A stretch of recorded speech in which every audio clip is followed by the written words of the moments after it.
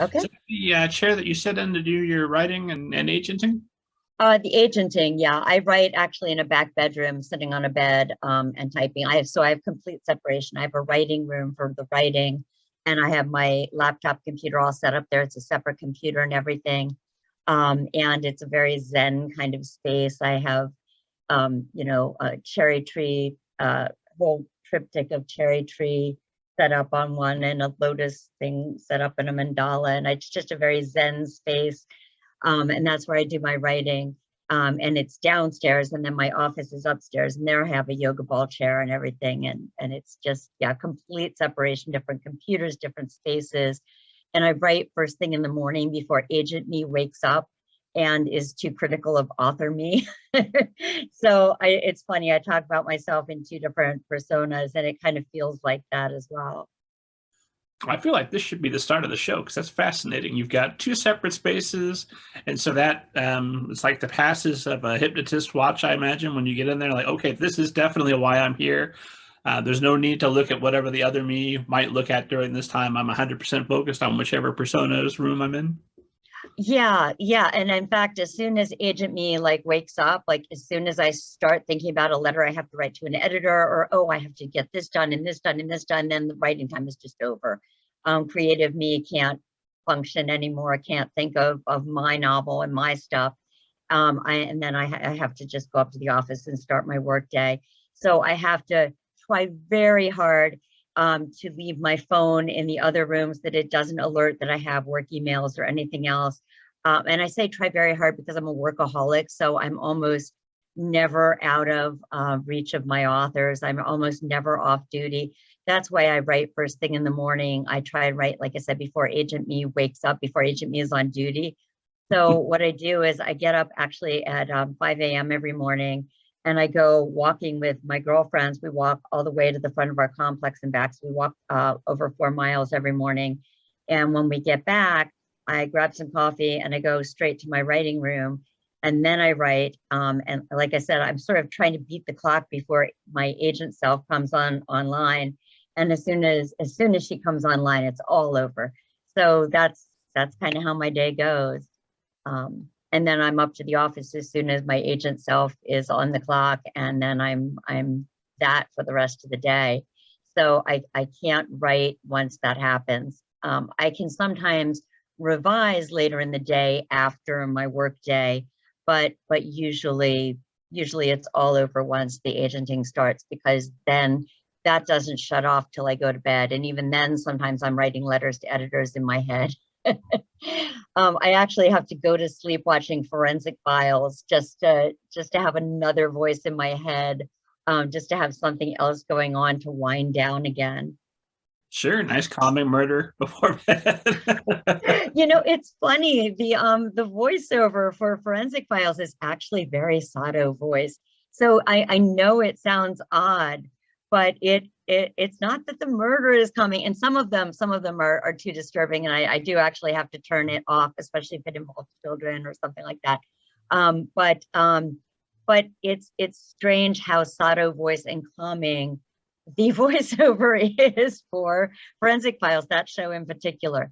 So I know I sound very bizarre, but I actually, some of our best friends, we were talking the other day, and they're like, me too. And we're like, well, I think that's why we're very good friends, that we're strange in the same way. So it works. Well, it doesn't sound strange to me. I love a good horror story right before bed, but I imagine that's almost research, right, for when you're going to write your next thriller. Actually, one of my stories disappeared did come from, or the kernel of the story came to me from a Forensic Files episode. The episode involved a boy who was awakened in the night by a sound, and was told that his mother, basically went missing, and he heard something that made him think that maybe there was more to that story. And I thought, well, oh my God, what must it be like to be that boy who heard something and doesn't know what to believe, doesn't know what to believe about his father, doesn't know what to believe about the night that his mother disappeared, that he never saw her again. And I couldn't help, my writer brain just was engaged, and I couldn't help but take it from there and write a book called Disappeared, which you see on the screen, about what it must be like to be that boy, and in my book to have a sister to, well, in his mind to protect. In her mind, I mean, she's her own character. It's told from both of their points of view, and one very much internalizes things and one very much externalizes things,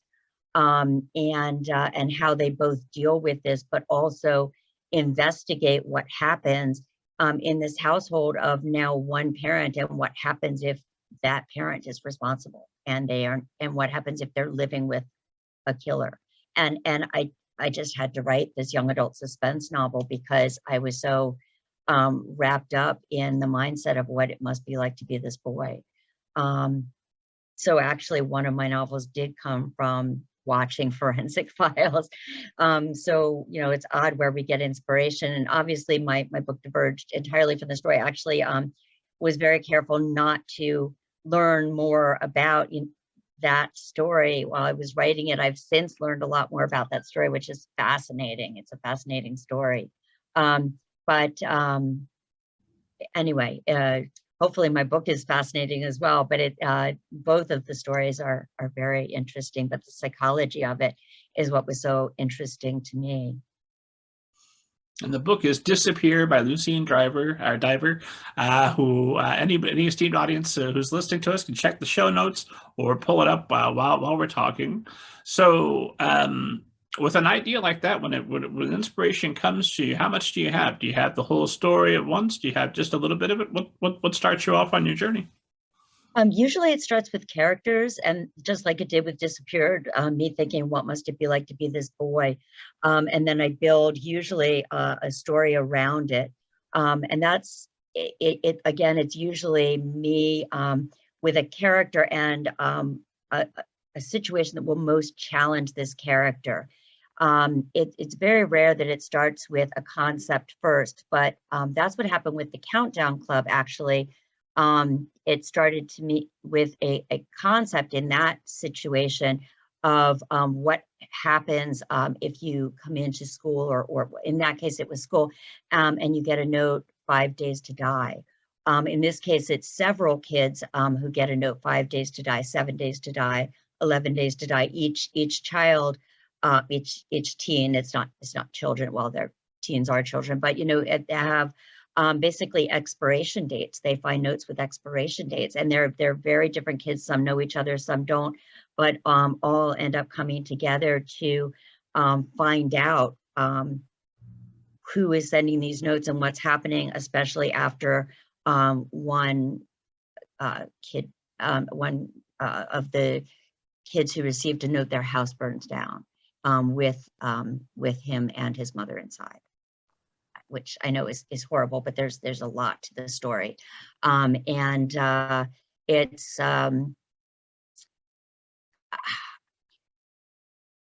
I know it's teen suspense, so you know it's pretty intense, but it is also to me, again, it's about these teens in this situation, and what these very different kids will do. And when it starts with a situation, to me, the next question is, who is going to be most challenged by the situation? And I, again, chose two main points of view to tell the story. And one is Jack, who has a very challenging home life. He, which I don't want to get too much into. I hope people will go pick up the story, but his brother is very, very sick, and he has got a pretty abusive home life, but he cannot leave because he cannot leave his brother behind, and he cannot leave his brother alone, and he can't let anybody in on what's happening. So even he doesn't even want to reveal to anybody that he's got a note. He doesn't want to join with any of the other kids to talk about what's going on, because you know, he does not want to talk. He does not want to talk about anything. He doesn't want to let anybody in. It's just fine if people think he is an ass, because that means nobody wants to get to know him. Nobody wants to get close to him. Nobody can possibly find out what's going on, send child services, separate him and his brother, anything. And so he's a very, very real character.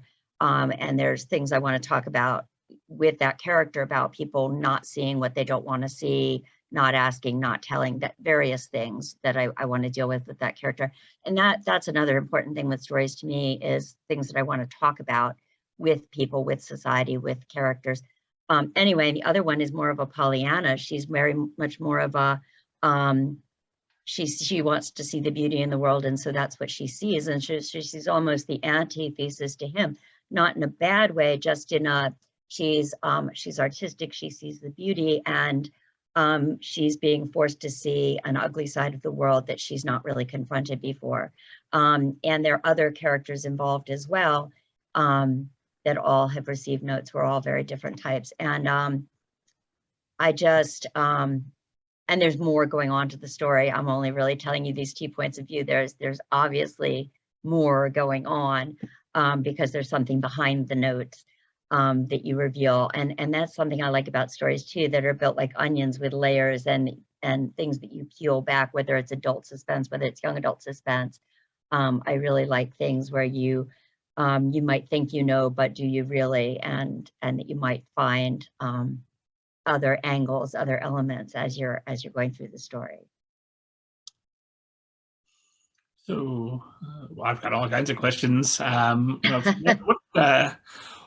What do you think it is that, I mean, there may not be a good answer for this, but what do you think it is that attracts you to young adult suspense? Because I know you've written adult suspense as well, but there's vampires, there's some kind of suspense element in your work. What do you think it is that compels you? Okay, well, my husband will call me and has called me a mystery slut. I hope that's okay to say. What that basically means is if it's a mystery, I will read it, I will watch it, I will devour it. There's just something that very much draws me to mystery, and I think a sense of justice. I like to see justice delivered. I like to it makes me feel that all is right with the world. It makes me feel that karma is working, that it makes me kind of reset to center, I guess, is what it is. So it's not so much that I like people in horrible situations, so much as that I like when those situations are resolved. I like to feel that that the person responsible is caught. It's not so much that I like the horrible deeds so much as that I like the chase and the puzzle and the mystery and the resolution. Gives me a satisfaction that I really feel. And as far as for young adult, I feel like that is such a dramatic and intense time in our lives, but also for a lot of us, that is the time when real adversity strikes, real things that will have an effect on us for the rest of our lives hit us, whether it is something that is really traumatic. For a lot of us, for me, I know it was in my young adult life that some traumatic events hit, which is probably why I know that teens face trauma, face intensity. Why some might be, well, how can you put teens in these intense situations? To which my answer is, do you think they're not in intense situations? Do you think that just because we don't talk about things, teens aren't going through things? I don't think that not talking about things helps anybody. All it does is make people feel alone in what they're going through. Make them think that they can't talk about it, that nobody has been through it before, make them feel isolated in what they go through. But going back to it, I think that is a time in our lives when we're going through very, very intense things. And I think that bringing that out and dealing with it and bringing characters through that and to the other side is something that is important to me. And it is, I guess, very dear to me. So hopefully when teens who are going through whatever adversity they're facing in their life, they read these books, they're going to feel less alone. They're going to, I find when I read or either history or a horror story, because history is a horror story. If I'm reading about someone whose situation is much worse than mine, especially during quarantine and then the all of 2020, if I could find a good horror story that took my mind off it, like, well, okay, this is pretty bad, but it's not nearly that bad. Right. I think that's why horror has been so popular during, during quarantine, during COVID. It's really interesting. Publishing trends, it's either been heartwarming, like heartfelt, like happier, more cheerful reads, like, almost cozy fantasy is a phrase that's been coined more during, well, not more, it's been almost coined during COVID. So that's a trend we've been seeing, or people have been going back to old favorites, especially early on during COVID. People are just going to their own bookshelves, going to old favorites that they knew didn't hold any tension or surprises for them. So that was something that was going on. Or horror, where, like you said, it was, sure, we're in bad times, but it's not that bad. And so the comparison or the catharsis of horror was, and I find I've been reading a lot of horror recently as well. So it's very interesting, those two different paths, and they're not necessarily divergent. I've been I've been reading and watching a lot of rom-coms and things like that, but also horror. So you can do both. There's no reason that you have to choose one path. Oh, sure. Yeah, no, a little bit of everything. Variety is the spice of life and all that. Right, exactly. And I would love it if just for, I don't know, for a week or whatever, you changed your manuscript wish list page and just put mystery slut. And that's all we need to know about what you're looking for. Oh, I can't even imagine the weird material I would get then, though. Oh my goodness. Yeah, that is probably a bad idea. Okay, so first thing in the morning, you take a 5-mile walk out, and then you're back at your desk about what time? So let's see. So we actually meet up to walk by about 5:45, 6 o'clock. I'm back writing by a little after 7 because we power walk. Oh my goodness, we do not. We do not walk slowly. So we power walk. So I'm back by about 7:15 writing. And then I'm up at my desk up here by about 9:15. Sometimes earlier, depending on whether my computer's calling me. So yeah, so roughly an hour and a half to 2 hours. You've got your coffee, and that's hard writing time. What does a successful writing day look like? I would like to say that's hard writing time and that I don't get distracted by anything, but let's say I get an actual hour in, because my dogs are, I say that they need a walk, my daughter will call, something happens, but let's say I get an hour hard writing time. So 4 pages a day is what I aim for. And that's usually my quota, and I usually make it.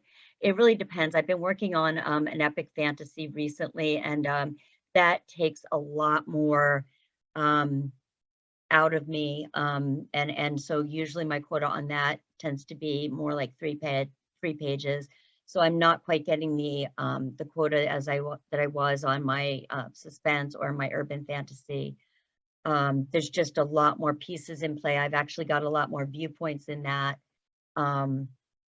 So it's not going as quickly, but it's I think going to be amazing. I hope. I think we'll see. We'll see.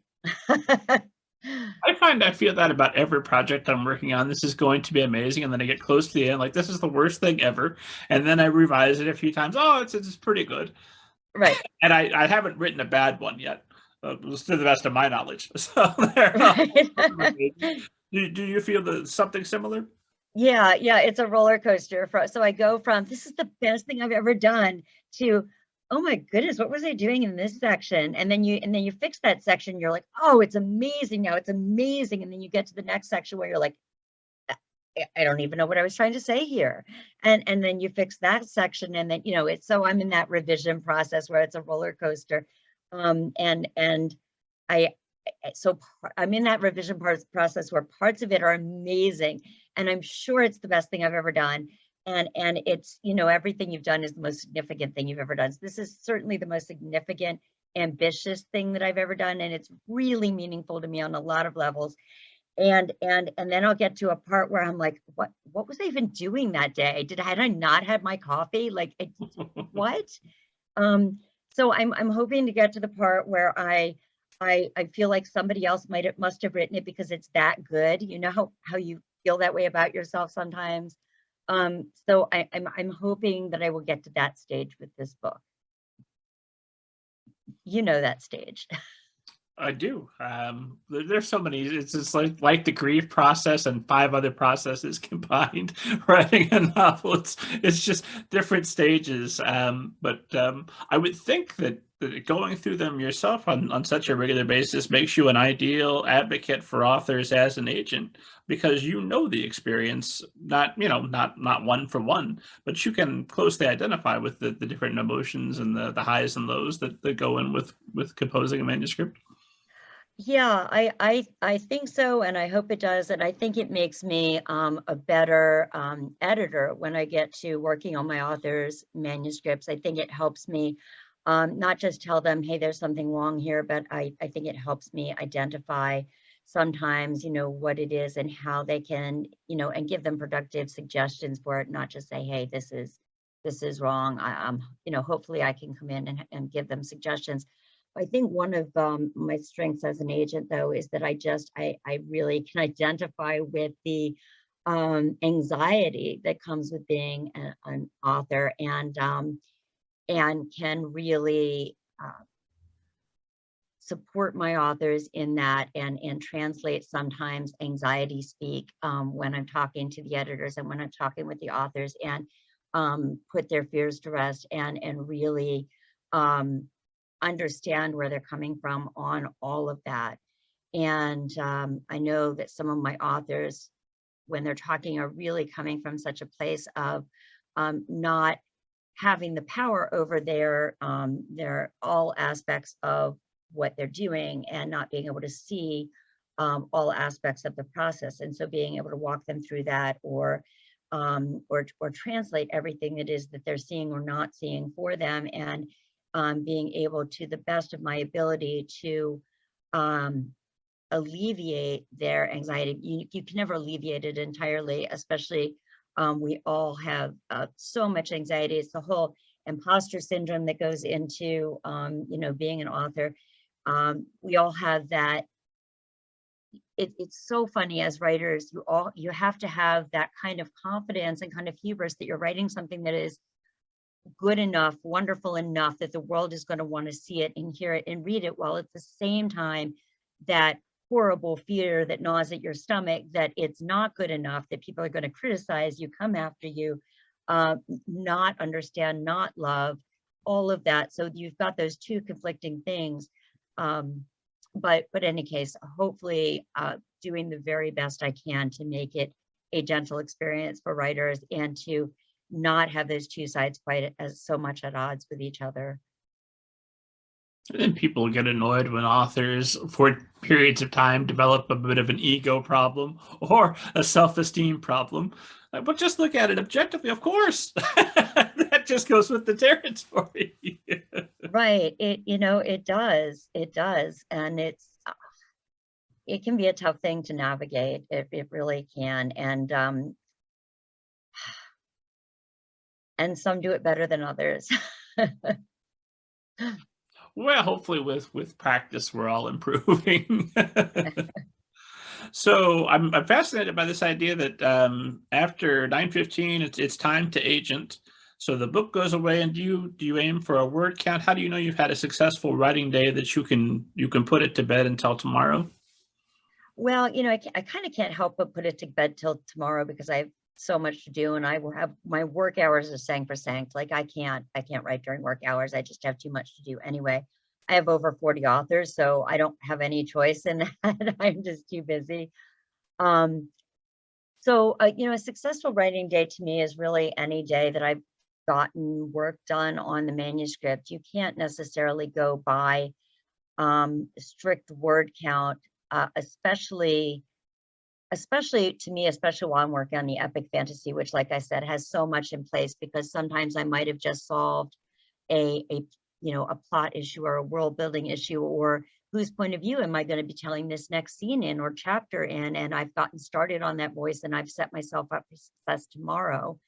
So if sometimes if you have just a strict word count, it's different for every author. Some have to work on strict word count, or whatever. So whatever works for you, it works for you. For me, if I did that, I would make myself crazy. I can't do that. I can't set myself a strict word count. And sometimes I tell myself I'll make it up on the weekend or things like that. I know when I was really behind, I did 3 months almost NaNoWriMo style, except not really, because I couldn't hit 50,000 words. This, for me, NaNoWriMo style was, I was not going to go back. I was not going to worry about anything. I was not going to edit anything. I was just going to full steam ahead, which is what I try to do anyway. But it's just extra hard when you're writing epic fantasy, especially when you have to go back and get different pieces in play. When you're writing urban fantasy, or at least my urban fantasies like the Vamp series or the Latter-day Olympian series, they were all from one viewpoint. So I didn't have to worry about whose viewpoint which scene was in, or how many viewpoints I had, or whether I was in this kingdom or this kingdom at a given time. Things that I have to worry about with the epic fantasy. So it was easier to just go full steam ahead and not have to go back or decide that I had taken the wrong trail and I had to backtrack and fix it. So a good day for me is just a day when I have figured something out. If I had to stare at my computer for an hour to figure it out, and I figured it out, that was a good day. So the goalpost moves depending on what novel I'm working on and what kind of novel I'm working on. And I had to learn that with the epic fantasy, because at first I was really beating myself up a little bit because I wasn't making the same kind of progress. And I just had to realize that my process was different. The epic fantasy, I hadn't had percolating in my brain for 2 years. Like most of my books, by the time I get to write them, I had been writing something else and I'd had contracts and deadlines. And by the time I got to write them, they'd been in my brain for 2 years. And the epic fantasy came to me almost like Athena from the head of Zeus. It was just fully formed, almost, except that it wasn't, except that there was still so much to figure out. And I just wasn't doing myself a kindness that I would do anybody else. And letting my process be my process. I was really beating myself up for not having everything perfectly figured out. And I realized it just hadn't had those 2 years to percolate. And that's in some ways. In other ways, this fantasy had been building my entire life, because the magic system and some of my thoughts about religion and some of my thoughts about some of the characters and some of what I'm dealing with gender and things like that have been really building in me for quite some time and bursting out of me. And I think that's why the novel had, again, jumped out like Athena from the head of Zeus. And I think why I just wanted to rush it onto the page, because it was so momentous for me. But I still had so much to figure out and so much to learn. And so I've been learning it, and it's really, I think, going to be amazing. I just feel such a sense of responsibility to get it right. And I realize that that's all just coming from me. But I've always been such a type A personality and I have to get it right, that I'm putting all this burden on myself. Like early on in my writing career, I always thought, well, I would reject me. And so I didn't let anybody see my work because I wasn't good enough for myself. And so writers out there, if I've ever said no to you or anything else, I've said no to myself many, many times over. So really, I got there, you'll get there. Know that about the process. But anyway, that's the burden I'm putting on myself. And And I am hopefully going to get there with this novel because it means so much to me and says so much about what I feel about the world and everything. And it's just, I'm sorry, I'm going on, but this is something that means very much to me. And I had to learn a new process and be okay with that. No long answers are welcome here, because then we get insights that I'm not clever enough to ask the question. So that's a gimme. I do wonder, when you're an agent for, you said 40 over other clients, and I assume you find most, if not all of them, admirable in some capacity. Yes. Is that inspiring, that, hey, they're all doing such great work, therefore I'll do great work? Or is that a little bit intimidating, that they're doing great work, how could I keep up with them? Early on, it was especially intimidating, especially back when I knew I would reject me. I really, there were many days where I felt, well, these authors are so amazing, so amazing. I mean, my clients, I've taken them on because I feel that they're just brilliant, amazing people. I thought, I am just not worthy. I am never going to be worthy to stand among them. I don't deserve, I'm just not good enough. And I could have quit. I could have. And there really were days that I felt like it. I thought, this is hard. And am I ever going to get there? But it meant too much to me to quit. I've been writing since I was 11. It is the only thing I've always known I wanted to do, always, always, always. And any day that I don't write feels like a day wasted. I love agenting. I will never give it up. I absolutely love it. It fuels the type A personality in me. I love selling. I love negotiating. I love all of this. I'm a go-getter. I love doing it. But any day that I don't write feels like a day that I did nothing. It feels like a day wasted. If I don't write, ask my husband. I'm a bear. I'm not somebody you want to be around. I love writing, and I can't not do it. I can't. And I couldn't give it up. And so I didn't. And I kept going. And I had a critique group, and now I have a critique partner, and I still will get beta reads. This newest novel, I actually hired a developmental editor because there was a point where I was like, this isn't capturing people the way I want it to. And I just know that I'm too close to it to figure out what it needs. And I did hire a developmental editor, and she really, I just got back her feedback just recently, and she really, I think, nailed it. And I really am going into this very excited about what now I can bring to this. I just think you just have to believe in yourself. But early on, it really was very, very hard. And even now, I have days where, my authors just, especially some of them would just blow me away, and I would just read something and go, I will never write like this. But the thing is, I don't have to. I am never going to be this person or that person. And you know what? I shouldn't be. There shouldn't be another this person or that person. I'm not going to name names, although I certainly could, but I don't want to single anybody out and leave anybody out either. No, I think They this are is the perfect themselves, and they are opportunity. brilliant. Which is your favorite client? What's that? I said, I think this is the perfect opportunity. Which is your favorent client? Yeah. I am not going to go down that. No, but my authors are singular and brilliant and wonderful voices, and they should be. And hopefully one day I will be a singular and wonderful voice. But I will settle for touching the people that I touch, and hopefully there will be those people. I know I've already heard from some people that have loved my work, and hopefully there will be more of them. And that is what I can do. That is what I can do. So, looking at this on paper, trying to figure out how this all fits together, and how you've got two different rooms of a writer person, agent person.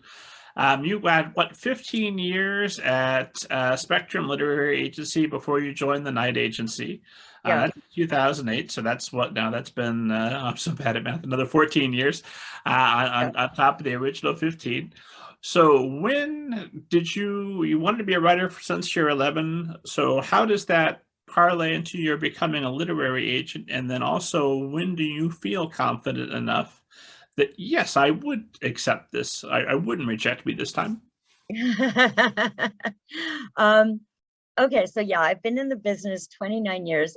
So actually, again, the thing that I've always loved was writing, but also reading. And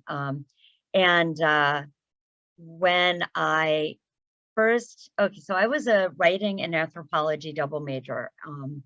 And my two areas of fascination in anthropology were forensic anthropology and comparative religion, which are two completely different aspects of anthropology. One is cultural anthropology, one is physical anthropology. Anyway, so when I got when I got my BA, I applied to graduate school in forensic anthropology, and I applied to jobs in publishing because I had also always wanted to be in publishing. But my father, who is diehard practical and everything, said, "You'll never get a job in publishing." My dad sounds like Lurch. I can't do his voice. Let me try. So my father sounds like Lurch. And he told me I'd never get a job in publishing. Never, never, never. And I decided I wanted a job in publishing anyway, and I was going to do my damnedest to get it. And I applied to jobs in publishing, again, applied to graduate school. And when I got my interview at Spectrum Literary Agency, I happened to be reading, so here's where my worlds collided. I happened to be reading a book by Ken Goddard, who ran the national, maybe still runs the National Fish and Wildlife Forensic Lab out in Ashland, Oregon. And he had a book about a team of fish and wildlife agents. And I was reading it, and I went into the interview, and the book was in my bag, as if I'd planned it, but I hadn't. And we're doing the interview, and I see the book up on the shelf, and I said, "I'm reading that book, and it's amazing." And I took it out so she could see that I really was reading it. And from that point on, my interview with Eleanor Wood just went off on the tangent of books, and we were just talking about science fiction and fantasy and mystery and all of these wonderful books. And about a week later, I got a call, and they asked me some follow-up questions. And at which point they said, "Well, because I was fresh out of college, other people have more experience, but, we really feel that you love books and that you know our books and what we do, and we'd like to offer you the job on a, trial basis and see how you do. And would you like that?" And I said, "Well, yes, of course I would." And so that's how I started my job at Spectrum Literary Agency. And it really was fate. And that is how I started off there. So I really always had wanted to work in publishing, but I really didn't know at the time that agents existed. I knew editors existed. And so I thought I wanted to be an editor. And editors are wonderful and amazing. But after starting at Spectrum, it was only about 6 to 8 months or something like that before I was allowed to take on my first client. And I did not sell my first client, but I sold my second client, who's Christy Golden, who I still work with today. And it just from there, I never left. I stayed there for 15 years. And then when I did move on, I moved on to the Night Agency. And I've been there for 14 years. And I've just been really happy as an agent, being able to take on what I want and sell to various lines, work with various wonderful editors, and work with just amazing, brilliant people. I can't think of a better job. And did your father ever admit his mistake? No, my father is never wrong. My father admits he was right in allowing me to change majors, because when I first went to college, I was only allowed to take English on the understanding that I also took education to fall back on, because I would never get a job in publishing. But I was a presidential scholar, and that allowed me some leeway in the majors and the classes I took and everything. And I had 2 advisors as a presidential scholar who helped me like really get my argument set for my dad when I decided to change to just English writing and anthropology. So I really had my arguments all lined up when I went to my dad to say, this is what I'm going to do. I'm going to change my majors. And I got on the phone with him and I argued, and my father said, right. And I kept arguing because he's never agreed with me ever we still have never seen eye to eye on I think anything. And I kept arguing, and I think I was like 5 minutes beyond that when I said, wait a minute, what? And realized that he'd said, okay. So no, he admits that he was right in allowing me to change majors, but he was never wrong, ever. I'm I sorry, was Dad, if right you're till I listening to this became more right, podcast. is what I'm hearing. Right, right, right. And you graduated summa cum laude, right, from the State University of New York. Yeah, Just more evidence of that type A personality. You go 100% on anything you ever do, yeah? yeah. And I graduated early. Of course. It's not just a morning walk, it's a 5-mile walk, and it's brisk. I love it. Yeah, I was kind of worried when I moved to Florida from New York that I would lose my edge. I really was. But apparently I carry it with me, so it's not a problem. This is something that I've been harping on. Esteemed audience knows that I have an axe to grind. I want to decentralize publishing. I want more agents and editors out of New York. One, so more people can participate where the cost of living is a little bit lower, Mhm. and that'll increase diversity. And really, that's my main point. I want more people involved, and I want it to be a less select class. But I also understand a lot of that has to be in person. You have to know the editors you're submitting to. You have to develop those relationships. So how are you managing to do that without living within the city? Well, I think it helps that I spent the first 15 years in the city. And so I got to know, people before I moved to Florida. And I still, well, before COVID, was going back to New York City and doing in-person meetings several times a year. But now with Zoom, it's a lot easier. We can just do Zoom meetings. And so even, I'm keeping up my relationships by Zoom, or I'm making new relationships with Zoom. Anytime I don't know an editor or want to, get to know an editor or renew, or just talk about talk with an author, talk about an author, with one of the editors that I work with, we're just getting on Zoom. It's a lot easier. And I'm doing, obviously, well, some people are going to the international book fairs these days, but a lot of us are not because of COVID or travel restrictions. And so we're doing virtual book fair appointments. I've done a whole bunch of virtual London Book Fair appointments recently. And then in the fall, I'll be doing a lot of virtual Frankfurt Book Fair appointments because we're not comfortable going to the international book fairs yet. We're doing a lot of our meetings virtually these days. Some people are using Google, Google Teams. Amazon has their own Amazon Chime. We're using a lot of Zoom. So, we're doing just so many of our meetings virtually these days that it's not necessarily, it's not necessary for us to be in New York or travel to New York all the time like it used to be. But, I spent 15 years there back when it was more necessary to be central, especially when I started 29 years ago. It was back in the days where you had to Xerox manuscripts. We were not emailing them back and forth. We were Xeroxing manuscripts and sending them by messenger to the publishing houses. So if I wanted to do submissions to 10 houses, I was making 10 copies of a manuscript and we were sending them by messenger. And I had a permanent divot in my shoulder from carrying manuscripts back and forth on the subway. And back in the day, good old days. Yeah, everything's a little bit more analog. You've got to be there in person. That makes sense. Yeah. I actually remember way back when Eleanor was worried about us getting email because she was worried that it would take away from our office time, that we'd get so distracted by the internet and by email that we wouldn't do all our work, rather than it really helping us save time and everything. Where, now, of course, all the world's on internet, but, she didn't know back then that this is the way the whole world was going to be. And of course, back then, remember, we had dial-up, and oh my goodness, remember the days of dial-up. And Well, it saves time. It gives with one hand and takes away with the other. Because yes, you save time because you email, but you also spend how much time doom scrolling on Twitter or right, checking YouTube videos or whatever. right, right, Unless you found my YouTube channel esteemed audience, that's never time wasted. But anyway, right, exactly, exactly. Nothing about books is ever time wasted.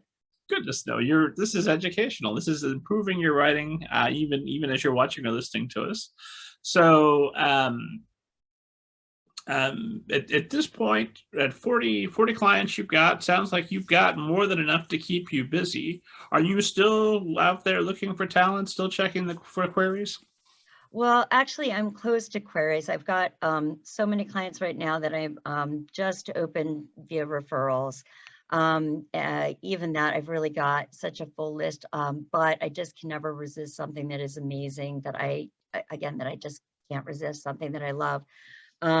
So unfortunately, I am close to queries right now. We have other wonderful agents at the agency, but for the most part, they're not in the science fiction and fantasy world. Some do the occasional science fiction and fantasy. For instance, Deidre Knight handles TJ Klune, who is just wonderful. And we have, the other occasional people who veer into science fiction and fantasy or horror. But for the most part, I am that person at the Night Agency. However, do me a favor, do go look at the Night Agency website and see who else is open to queries, because it is an amazing group of agents, and I really love being there. I love the synergy that we all bring to the table. We all really share information, support each other, support each other's authors, and it's just a really great group of people. Well, check the back catalog, esteemed audience, and find my chat with Christy Hunter, who's also there at the Night Agency. She's quite wonderful. Hopefully open to queries. If she's not now, she will be again. That's true, and I should say that we do science fiction and fantasy and young adult. So several of the agents do science fiction and fantasy and young adult, right? Like Christy Hunter, who handles Lucella Samberry, if I'm not mistaken.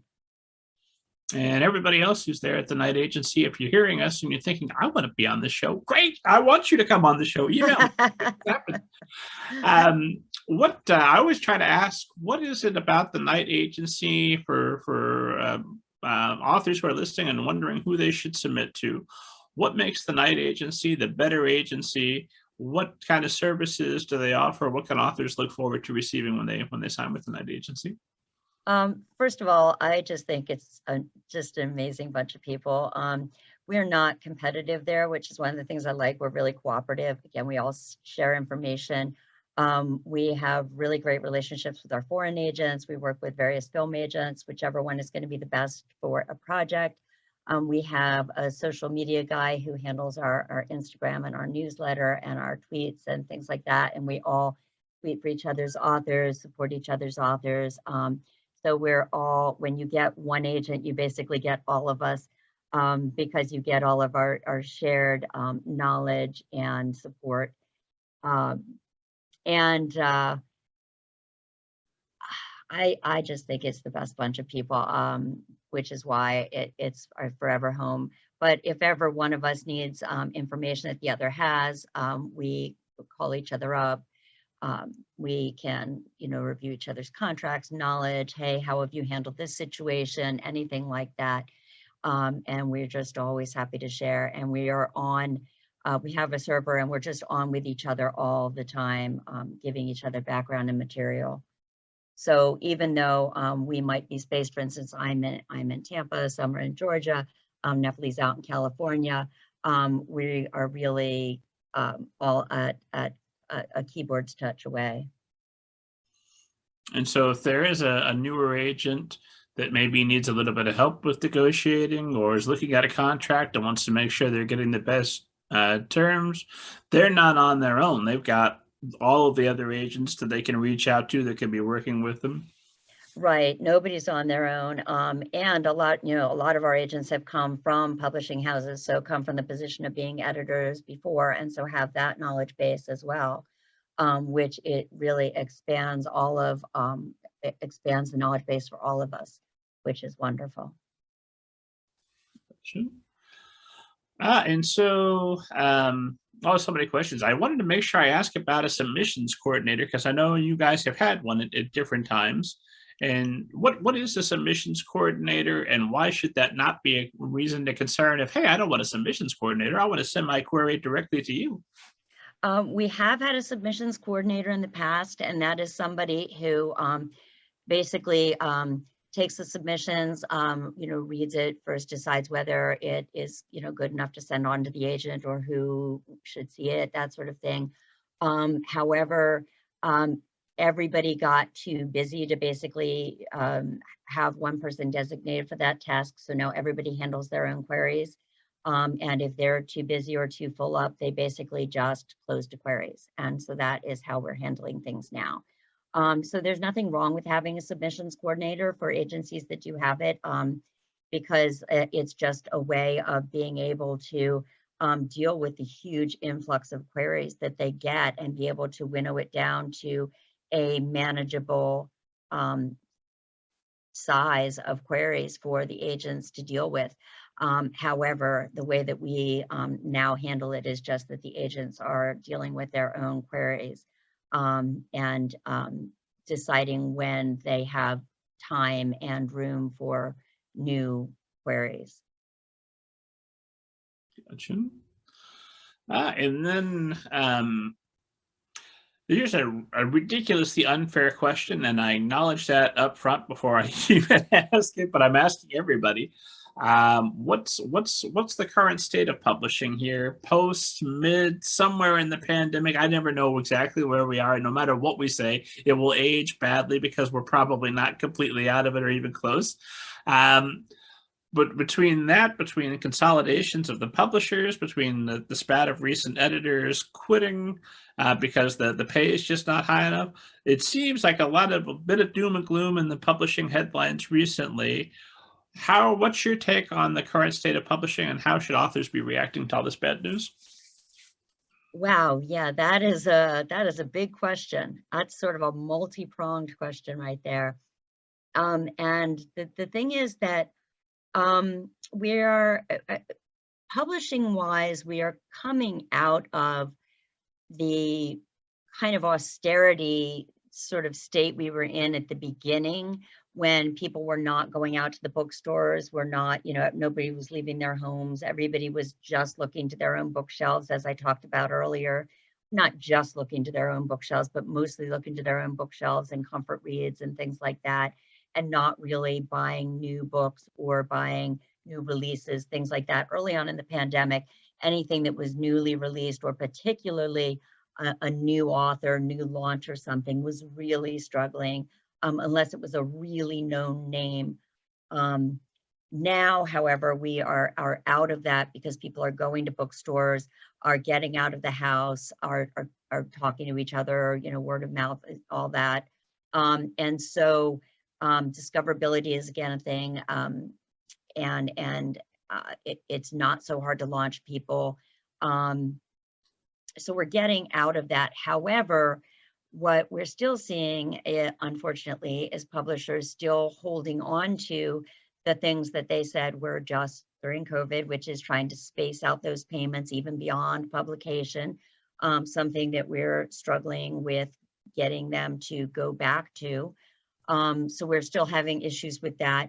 We are still having issues again with the mergers, like you were saying, with publishers shrinking down to the big five, possibly the big four, if the acquisition of Simon & Schuster goes through. I know the Justice Department has said, let's look at that as, a monopoly and talk about that not going through. So, we're looking at whether that's going to happen or not. I know publishers always say, oh, well, we'll do that with, they'll still be able to compete against each other in auctions, things like that. But still, anytime when it shrinks down and you've got fewer publishers and, control in fewer hands, less competition, it is a bad thing. I mean, there's no way to look at that as a good thing. However, all that said, books are still being bought. We're still seeing a good number of copies moved. We're still making deals. new books are still getting launched, are still getting a lot of attention. We're still seeing new imprints, like Weird Tales new imprint at Blackstone. We're still seeing some publishers coming up, getting some attention. We're hoping that some mid-sized presses will come up and compete a little bit. We'll see. We're kind of at a time will tell point in publishing. Like you said, it's sort of all bets are off. We don't know where we are in COVID cycle, when another thing is going to hit.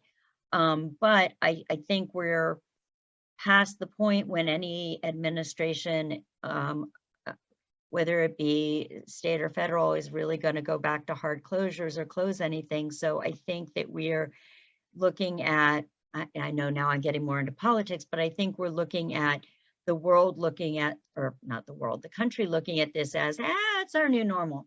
So I think as far as people going out and discoverability and buying patterns, I think that we're where we are in terms of book traffic and discoverability and book sales and that kind of thing. I don't think we're going to be back to where we were at the beginning of COVID when we were in lockdown, is my long and short answer.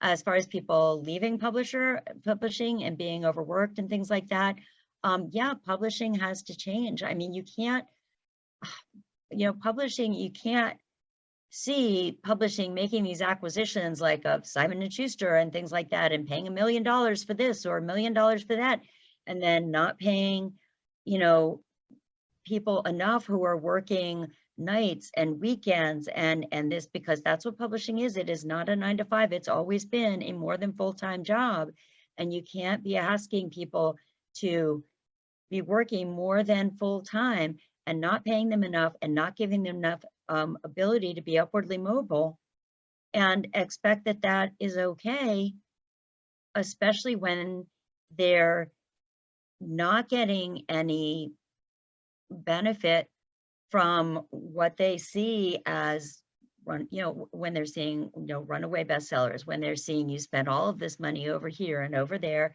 and then telling them that you can't afford it. I know that publishing is a low profit margin industry. It is. There is no question about that. And there is no question that there have been challenges with the cost of paper going up, with losing, crates off the side of barges, with, slowdowns, with, I mean, there have been all kinds of challenges to publishing. I have no question about that. But at the same time, publishing has money when they want to have it, and you can't not have it for your employees who are putting in the work. Sorry, my soapbox, my TED Talk. Thank you. No, I love it. I thought it was an unfair but possible question. Then you answered it. It was Thank you.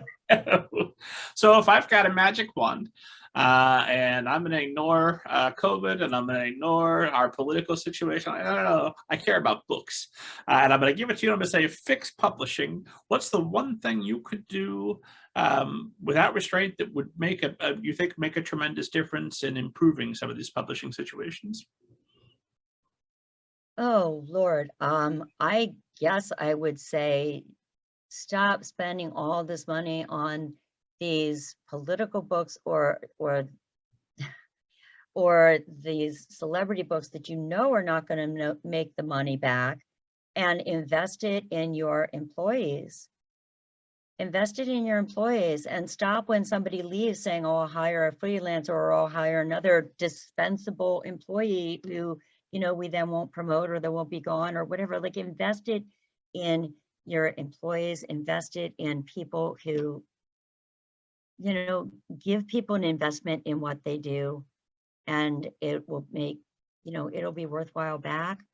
But also, you're losing a lot of really great publicity and marketing people, because they look at what they can make in publishing and they look at what they can make in other industries, and they'll jump. And we've seen a lot of that too. It's very hard to keep publicity people in publishing, and that is a shame as well. And we need to stop that from happening. So I really think that it really reinvesting in your biggest, most important resource, which is the human resource, would be my suggested way to fix publishing. Gotcha. And yet, for all of that, I know 29 years ago when you started in publishing, it was a tremendous salary right off the street, plus all the benefits you could possibly handle. Oh, yes. Oh, I was living in a palace my first year. Oh, yeah. But Oh, you, yeah. I was living with my parents and commuting 2 hours each way when I first started in publishing. but you thrived. Here I am 29 years later talking to you about all the books you've published, all the clients that you're continuing to make deals for. And I'm sure that you started with other people at around that same time who are no longer in publishing, because I've talked to people 4 years ago who are no longer in publishing. So I'm sure over 29 years, some folks have come and gone. What do you think, other than being a type A personality who goes at everything as hard as you can, what do you think separated you from those people who weren't successful in publishing? Ah, I just don't think I could imagine doing anything else. I mean, obviously, I guess I could imagine going to graduate school for forensic anthropology. But the truth is, the school that I really wanted to go to, they got in touch with me and they said, we need one more thing for your application. We need one more recommendation from a professor. And I wrote to the professor and I said, oh, I need this recommendation. But you know what? I didn't follow up. I didn't write very hard. I didn't work very hard because I think I didn't really want that. And I really wanted publishing. And so I tell people publishing got back to me first, and it was true, but it also was where I belonged. And I just, once I was there, I couldn't imagine being anywhere else. And I just didn't really want to be anywhere else. I just loved it. And you know what? Eleanor was a great mentor. She was a really great mentor. She really taught me a lot. Great lady, great mentor. And I just couldn't imagine doing anything else. It was a great story that I like to tell. So I started March 1st, 1992. And I believe it was March 1st, 1992, 93. How long ago is this? Anyway, no, must have been 93. Anyway, so, and just before 4th of July, so there had been a book that was written by Larry Niven, Jerry Purnell, and Stephen Barnes, I think it was, or maybe it was just Larry Niven and Jerry Purnell. It's been 29 years now, so you can forgive me for this. And anyway, she wanted my opinion on it because it involved a generational gap and sort of a war between the generation, or a battle between the generations. Really, that's not what it was about, but it was involved in the science fiction novel. And I gave her my opinion and everything after reading it. And she says, oh, that's really good. Would you write that up and send it to Larry Niven? And I said, I'm sorry, what? Because I was fresh out of, so what? She says, yeah, just write that up and send it to Larry Niven. And I thought I couldn't have heard her right.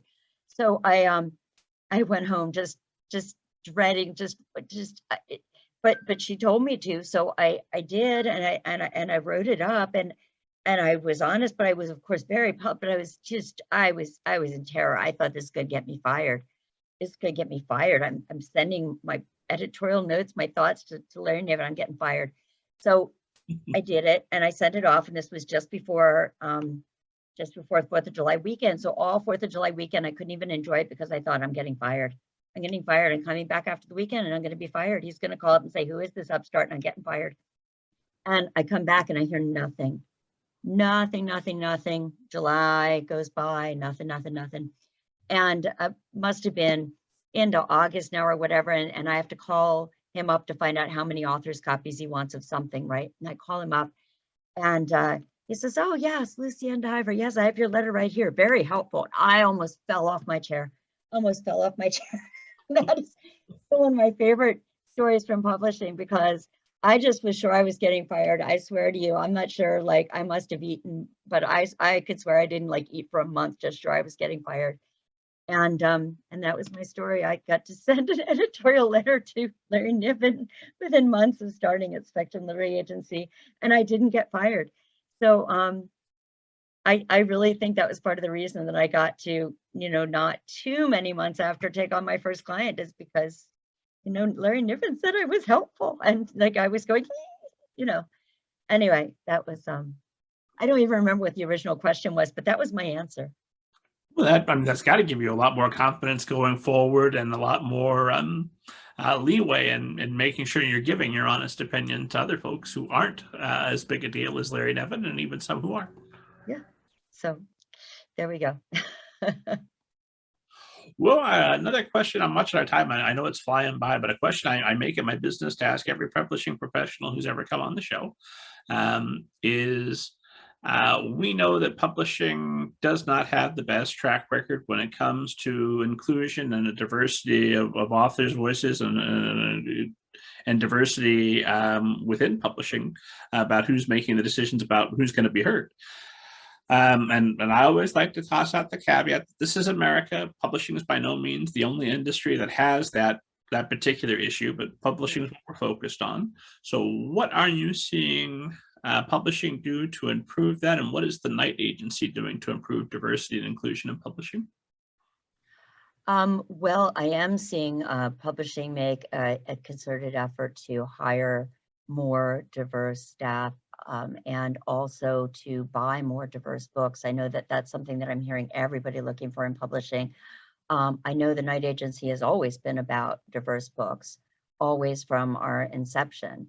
And I know that we have a diverse staff as well in terms of LGBTQIA representation, in terms of other representation. So I know that it's something that we have been always had on our minds. And I know if you look at my list, we've got a lot of really wonderful diversity in my list. So I represent N.K. Jemisin, Vaishnavi Patel, some up and coming authors who you will be hearing about, like Damayanti Biswas. We handle TJ Klune, we handle Nalini Singh. Oh my goodness, I'm going to blank on 6 million names that I should be throwing out. I've worked with Lynn Flewelling for years and years and years.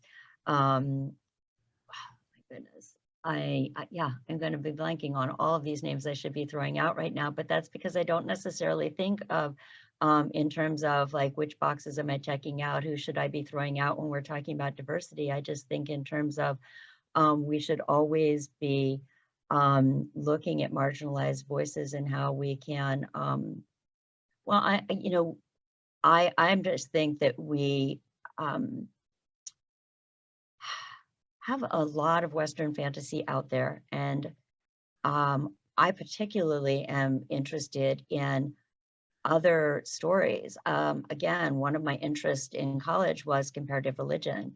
And one of the things I've always found fascinating is how there are resurrection myths across cultures. There are twin myths across cultures. There are these myths, those myths. We have so much more in common than we have apart. And I just would love to see so much more of that brought out, so many more stories. Vaishnavi Patel's Kaiki, which is coming out, well, by the time this podcast comes out, it will be out, is a retelling of the Ramayana and the vilified queen from that story, and just a different take. And I want to see more of those stories and more retellings, and more looks at maybe not this take of history, but that take of history. They always say that the victor tells the tale. Well, I don't want to look at that tale. We've heard that tale. I want to look at this tale, that story, that voice that we haven't heard. And that's what I want to see and see more of. And I'm hearing that from every publishing professional I talk to. And yes, some of it's a response to, the political climate, but I think a lot of it is authentic too, that we've heard the same thing again and again and again, and we want to hear different things, and we want to see different things, and we want to be able to distinguish it from what's already out there on the shelves and available. Well, another rather trite question that I also make it my business to ask everybody who comes on the show. Lucienne Diver, have you ever seen a flying saucer and or a ghost? I have not ever seen a flying saucer. I have not ever seen a ghost. Have I experienced some freaky things? Possibly. What- some specific- Um, if you're willing to share, what kind of freaky things are we talking about?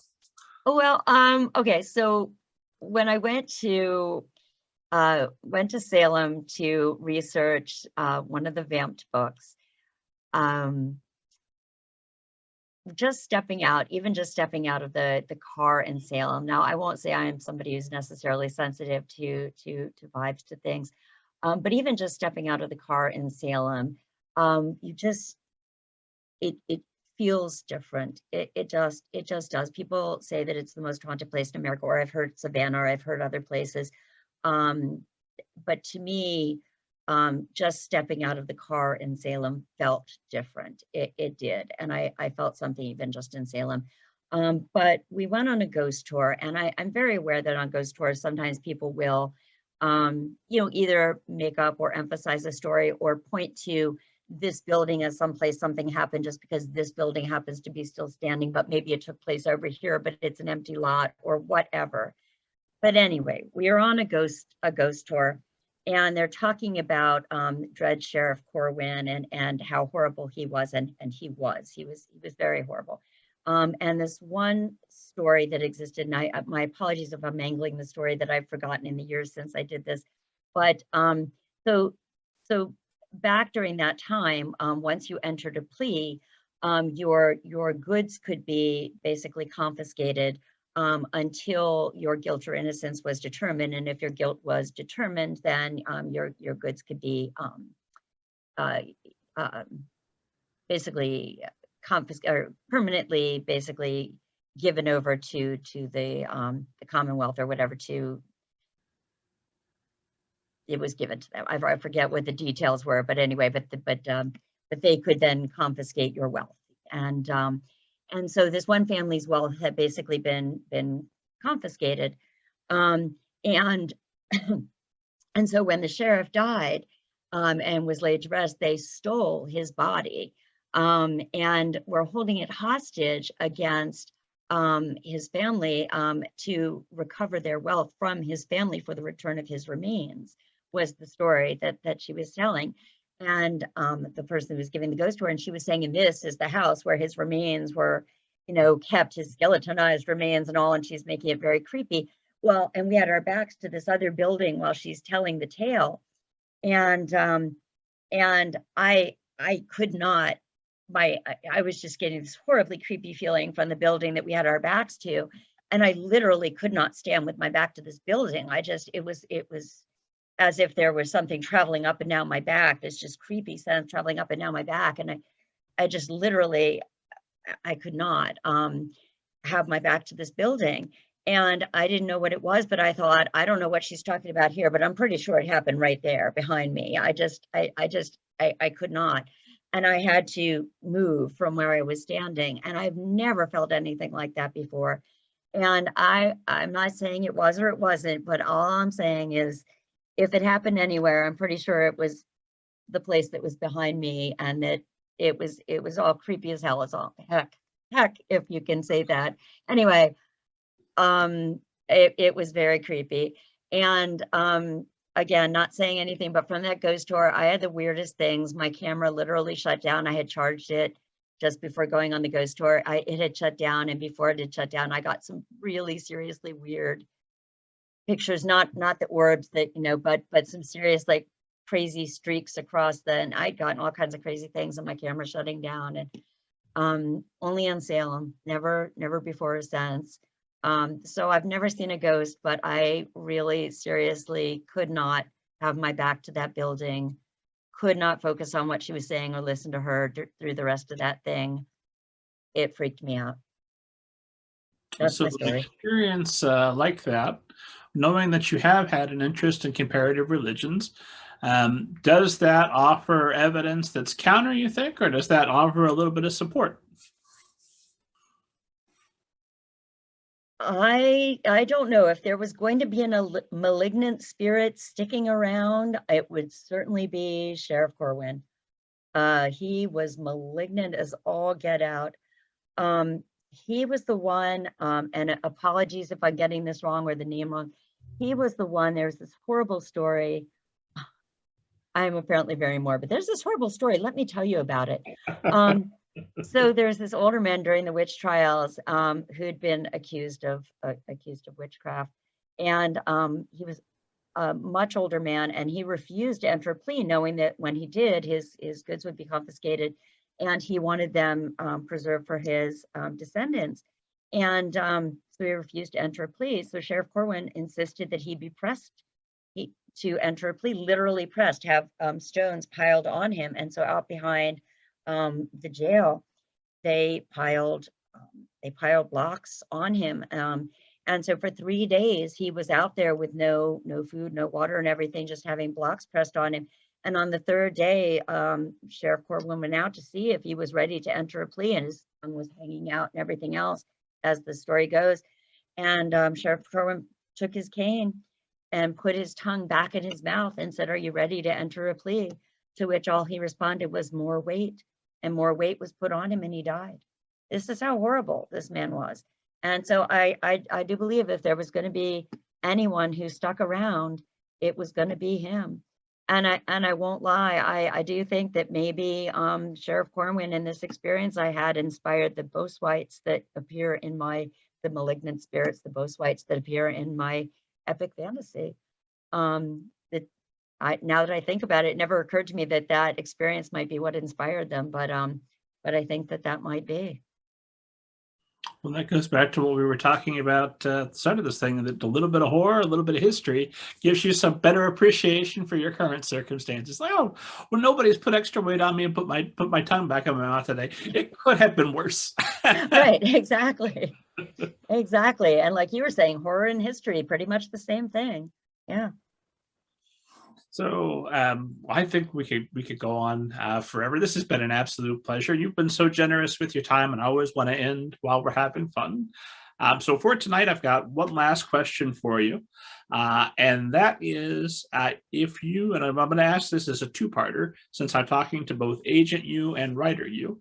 Okay. If you could go back to at any point in your career where it would have been useful and offered yourself some advice, both as first a writer and then as a literary agent, that might have made easier your path and might make easier the paths of everyone who's watching or listening to us, what would you go back and tell yourself?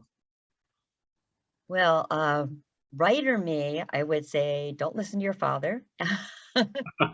And part of that is that my father very much believed in don't show emotions, stuff them down, don't have emotion if you can help it at all. And certainly you never express it, never. And that was something, unfortunately, I took very much to, I internalized very much, which was very hard for me at the beginning as a writer, because I had a very hard time putting it on the page. And I think my early years struggling to write had a lot to do with the fact that I had learned those lessons so well. I had a very, very hard time getting into deep POV, really getting into character, putting thoughts and expressions on the page. Because anytime I let the least little bit show, to me, it felt like opening a vein. And it was really just opening the door a creak. And so a lot of my work, I think, is not as deep. My early work was really not as deep as it needed to be. And it took me a lot of years to get over that. And I think in a lot of ways, I'm still getting over that, still being able to express myself and really allow it onto the page. No offense to my father, that's how he was raised. That's how it's a family thing. But I think I would say get over it. And it's a really, really hard thing to do. And I'm, like I said, still getting over it. Agent me, oh my goodness, I guess I would just say, learn everything. I mean, just learn everything. And I really, really tried to, but you know, I think I felt I knew more than I did early on. You know, I came out of college having, you know, been part of the Presidential Scholars and having been an A student and things like that. And I didn't know everything I didn't know. And, you know, I just, I did, obviously I did learn a lot, and Eleanor was an amazing teacher. I just, I wish I knew everything I didn't know, so that I would have just studied even harder. I don't know. I'm such a type A personality. I don't like to, I didn't like anybody to see me not knowing anything. And so I wish I'd known everything I didn't know, so nobody could ever see me not having known anything. Does that make sense? That sounds I it's wanted to be awesome. a 5-year-long It's agent in my first year. Can I do that? Can I go back and do that? That's what I want to do. That's my answer. aspiration.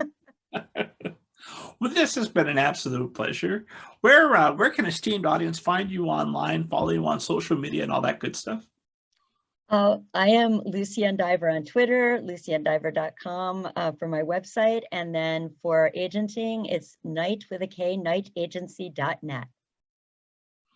And as always, esteemed audience, for interviews with other literary agents, authors, editors, publicists, book people, the world's best people, head to middlegradeninja.com. Download your free copy of Banneker Bones and the Giant Robot Beans. It will change your life. And always, as always, God willing that I'm alive, I'll see you next week.